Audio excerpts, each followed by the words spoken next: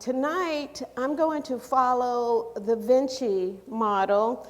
We're going to go through the purpose and plan, and at the end of this presentation, we're going to come back to these objectives to see if we met the objectives. This is what we do in the classroom, so I want to make sure that I model for you what is happening in the classroom. So first, we're going to go into view who was Leonardo da Vinci. And then I inquire, well, why did Barcroft choose the Leonardo da Vinci program? And then we're going to note in the notes section, so what does that have to do with Middleburg? And I'm going to share some information that's happening now and how the staff members have created put their signature on the Da Vinci program. And then to create, I'm going to give you an opportunity, and it's optional, to have some fun and go to the Leonardo centers so you can experience what the rest of the school is experiencing and your students. And I want to remind you that this is still work in progress. This curriculum was adopted by the board. We hired the teachers after it was approved. So the teachers are new to this curriculum as well. So there are bumps along the way. They're not new to great teaching, and they are great teachers. I've had an opportunity to visit their classrooms and to see the Da Vinci model in action. But what I want you to know is what I'm sharing with you tonight might not be exactly what they're doing here at Middleburg, and you will see that when I talk about the different themes. And then after you create, we're going to come back and we're going to work in groups so that you can explore Leonardo further, and as a team you'll be able to learn more about Leonardo and his inventions and to wake you up a little bit. And then I'll have time at the end for questions. So I'm not talking for an hour and a half. I'm moving with you, and at any time you want to stretch and move with me, do that. So, who was Leonardo da Vinci? I don't want to insult anyone's intelligence, but I want you to know that this is the way we start the school year with the children. We let them know, and we learn about Leonardo da Vinci the first week or two of school. Then I remind teachers to, after the beginning of each quarter, to again review who Leonardo da Vinci was. And so for those of you who don't know a lot about Leonardo da Vinci, let me share with you that his name is not Leonardo da Vinci. Da Vinci is the city that he lived in. His name is Leonardo, and he's from Vinci. And the children were really excited about learning that. What? His name's not Leonardo. So that's why we kind of dropped the Da Vinci and say learning like Leo and thinking like Leonardo. He was considered a Renaissance man. He was the greatest painter. He had a keen eye and a quick mind.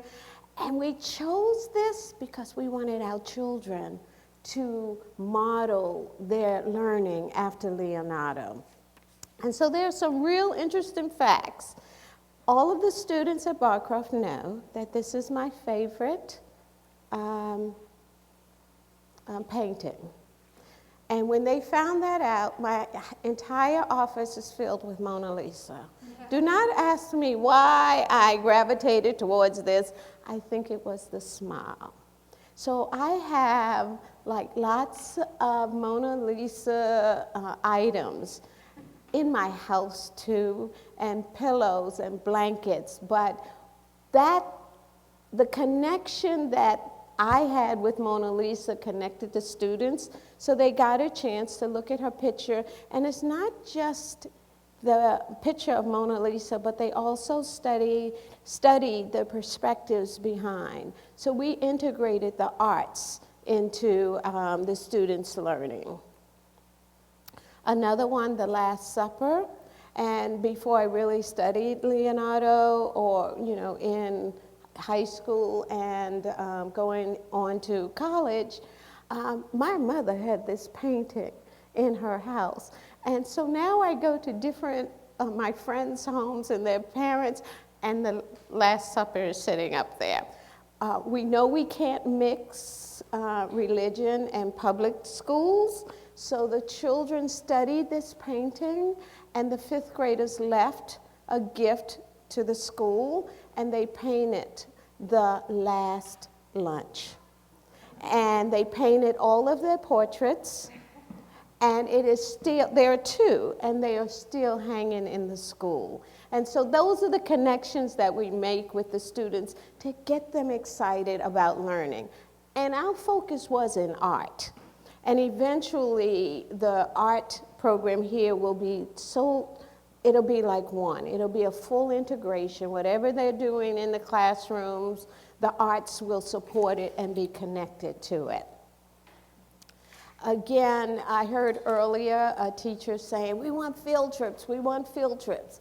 If you are a Leonardo da Vinci school, you have to go to Washington, D.C. to see Ginevra da Vinci. That original is in the museum. And the children were thrilled. Now, they just don't go to see the paintings. My art teacher, who was like a phenomenal art teacher, she just didn't look at the picture, but she also had the children to look at the background and the perspectives within there. They also had to write about their interpretation of the art. We also Leonardo had notebooks, many notebooks, and he wrote in his notebooks all of his inventions, all of his thoughts, all of his creations. He put his inventions in his notebooks, but no one could read his comments if they didn't have a mirror. Everything that Leonardo put in his notebooks, he wrote backwards. And so another way of connecting the children to getting excited about learning and learning about Leonardo, we have them practice writing backwards. You're going to do that tonight. He also was a cartographer, yes, got it. And people just went to Leonardo because he was so brilliant, and he would draw maps for different aristocrats, if you will. So that's Leonardo. Short, but enough to get the children excited about who is this Leonardo. And the school purchased a basket of books for each classroom, from ABCs about Leonardo to the life and biography of Leonardo. So there's a range of books that either the teachers use as read-alouds, or the teachers will give them to the students to read in their centers. So why did Barcroft choose the Leonardo da Vinci project and use the interdisciplinary units? At Barcroft, 55 to 60% of our students were English language learners. We were also a Title I school, and we found out that our children we were teaching the subjects in a fragmented way. And we wanted them to see that there are connections between science and math and social studies, all of the subjects mixed together. We also realized with our English language learners that the visual arts connected them to learning. Our gifted students were amazed with the characteristics of Leonardo, and so they stretched their minds even further. And this program is built on focused on thinking and problem solving. So rather than a whole lot of worksheets and a whole lot of just textbook-driven instruction, the teachers get together and they plan hands-on curriculum activities. But the beauty of this school versus what Barcroft did, here you have multi-age grades, and so, or multi-level grades. And at Barcroft, we had grade by grade by grade. So by the time the children, a kindergartner coming in was ready to write and do math at a higher level. And so here, they're able to do that. And I only wish that we had thought about that at Barcroft. We did it with one grade, kindergarten and first grade, but the teachers didn't stay with me, and so it didn't really take off like it's taken off here. I've had an opportunity to go in and watch the kindergartners work with the second graders and watch the first graders mingle and work. I don't even know who's a kindergarten, first grade, and second grade. Let me just put it that way. I can just tell, not often, by the sizes, because there are little ones who are second graders, and there's some real tall kindergartners in here. But you don't really know because the teachers are teaching according to the Leonardo curriculum with all of the objectives covered K1, 2. The themes, which I will share with you later, will cover all of the grade levels. And again, we used the interdisciplinary approach because we wanted children to see the connections between all subjects, and it kept us from moving children around from different teachers or different specialists. So it made it the child to have one teacher, and the teacher could teach the subjects. I've watched it where, it's math time, and they haven't finished the language arts unit yet, so they had to drop the reading, then pack up and go to math. Well, this way it flows. When they are reading, they're learning about the content in science and social studies. And the curriculum that the teachers write, they share it with the specialists, and the specialists will then design their lessons around the content that's being taught in the classroom. Just to give you an idea of how this looks, if you haven't been in the classroom yet, I have an example of what this is a unit. This is not the whole year. So in the beginning, the kindergartners learn about who Leonardo da Vinci is and who he was. And they also get a chance to look at his paintings and decide which ones they really liked, and they put little stickers up next to them. They get a chance to draw their favorite picture, and then they post it in the Leonardo gallery. First graders were connected with Leonardo because of his interest in nature, and so they studied the cycles and the sun and the moon and the seasons. Second graders dug deeper into the arts, and they studied Leonardo's work, and then they just didn't look at the face or the portraits. They looked behind the scenes, and they did a comparison. The third graders study, and this is Virginia's curriculum. The third graders study Greece and Rome, and so they compare the impact of the culture in the 15th century with Greece and Rome. So there was a lot of comparing and contrasting. The grade level that's so exciting to me is fourth grade, and this is just one unit. When they were studying Thomas Jefferson, they compared Thomas Jefferson with Leonardo da Vinci. And it was so powerful for the children to see that, we had a president who was brilliant like Leonardo. And the art teacher and the math teachers, they all connect the learning activities with the units that are being studied. Fifth graders had, bless you, the year-round system as, the year-round theme as systems. And so they studied space, and they got a chance to really dig deeper into Leonardo's inventions.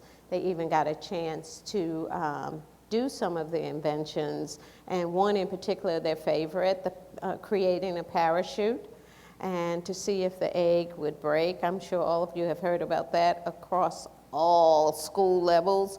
And so they would create their parachutes, and they would do the hypothesis and the scientific analysis, and then the teachers would take it up on top of the roof, and then the hypothesis would, if I create this invention, my egg will not break. Or if I have this flimsy one, my egg will break. So they got a chance to do the scientific investigation. At Barcroft and here, the children measure like Leonardo, play like Leonardo, observe like Leonardo, draw like Leonardo, and write like Leonardo. The teachers have the books about who Leonardo was, and they constantly connect what they're learning, what they're teaching, to what Leonardo did. And so we make it exciting for the children.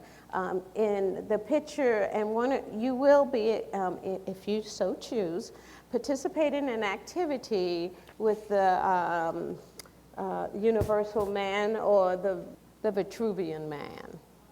Got my little Vitruvian mixed up here.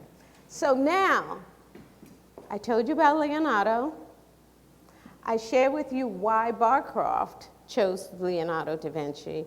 And for those of you who don't know, you need to know why Middleburg chose the Leonardo da Vinci project. And that's because while I was still principal at Barcroft, the parents here were interested in, they didn't want to close this school. And year after year, the school board was saying, we're going to close your school.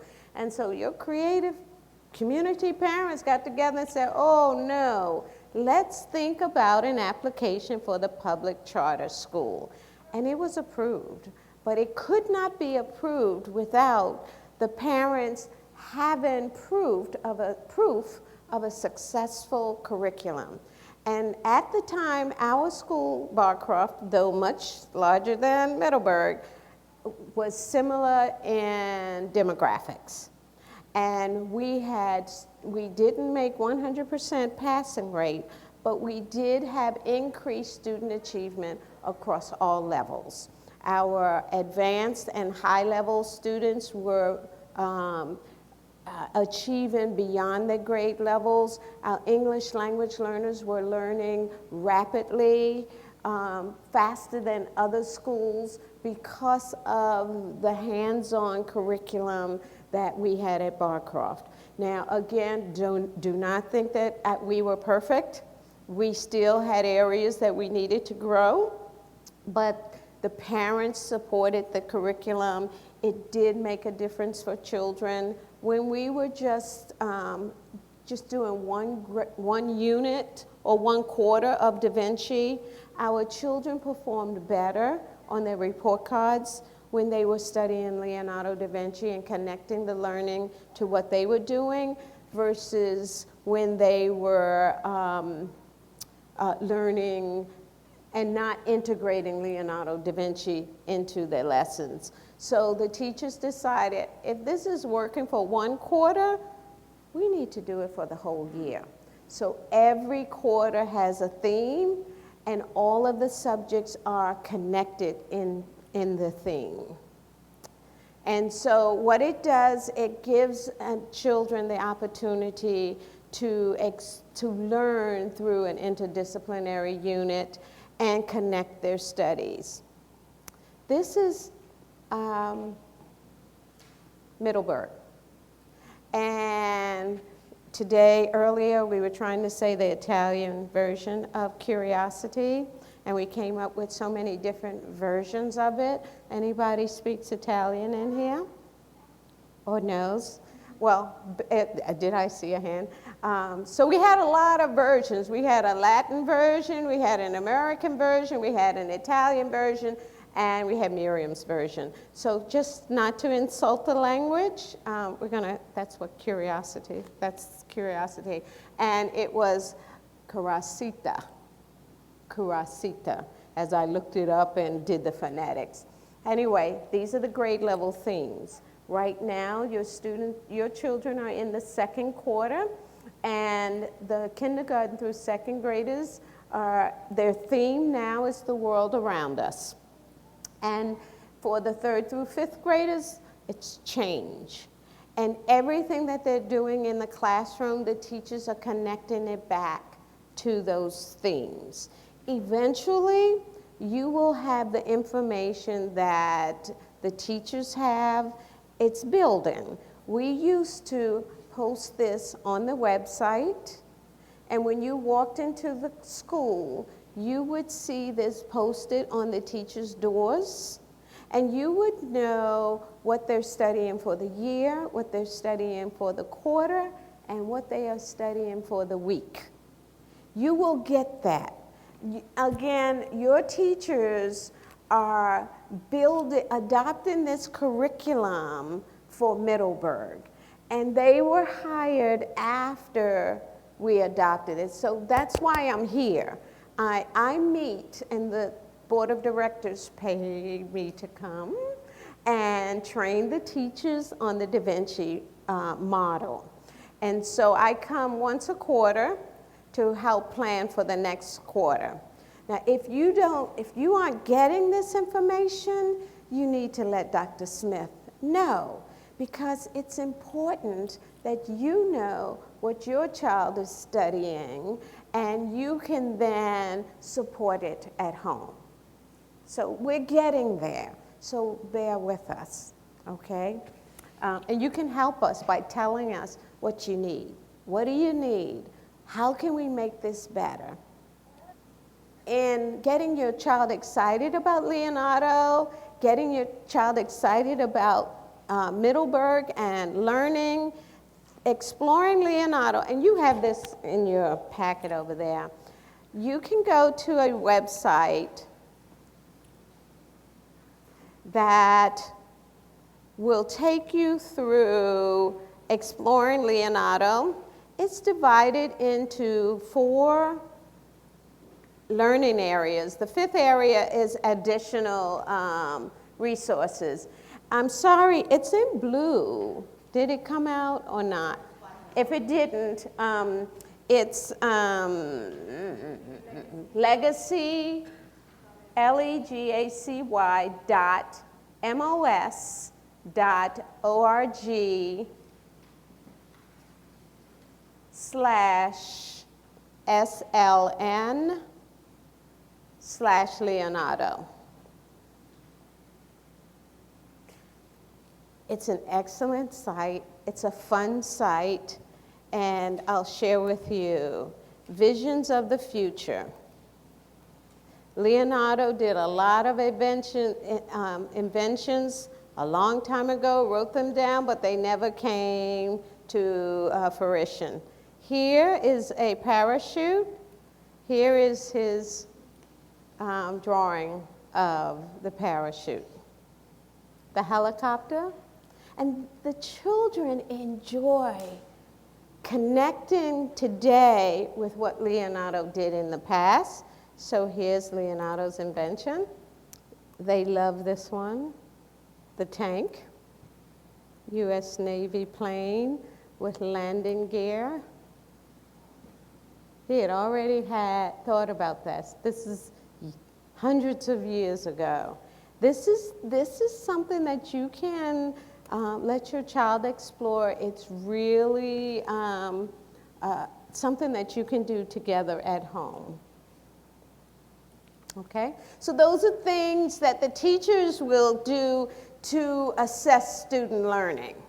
And it's not always paper pencil, and the teachers can give them little whiteboards where each child will have a whiteboard. She'll put that up, and they'll write the answer and hold it up above their head or in front of them, and she can quickly see who has it, who understood the information and who didn't. It doesn't always have to be in test form, A, B, C, or D. So, my friends,